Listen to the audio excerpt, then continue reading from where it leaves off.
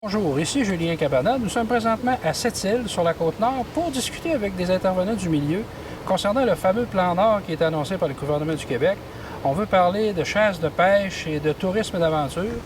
Aujourd'hui, les aînés nous envoient des messages, nous disent que aujourd'hui, vous ne pouvez pas vivre ce qu'on nous on a vécu.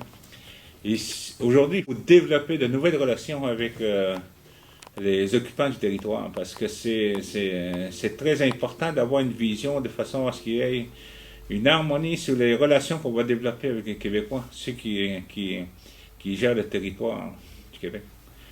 Puis pour moi, là, un plan Nord, c'est comme la façon dont je me comprends, c'est comme si je prends un avion, là, puis moi je paye un billet pour aller, mettons, à Montréal. C'est sûr qu'il va y avoir un plan de vol, lui, là.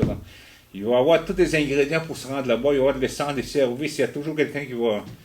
Bon, ben c'est ça pour moi. Le plan Nord, c'est un peu ça.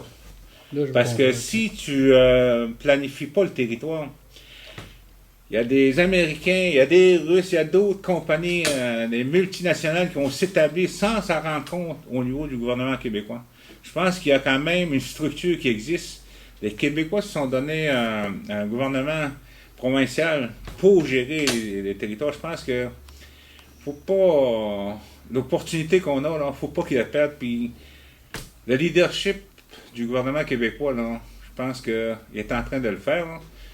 Puis je pense que c'est très bien qu'il le fasse. Comment voulez-vous, si on n'a pas de structure autrement, là, comment voulez-vous qu'on se développe? Ça nous prend quelqu'un qui a une vision d'avenir.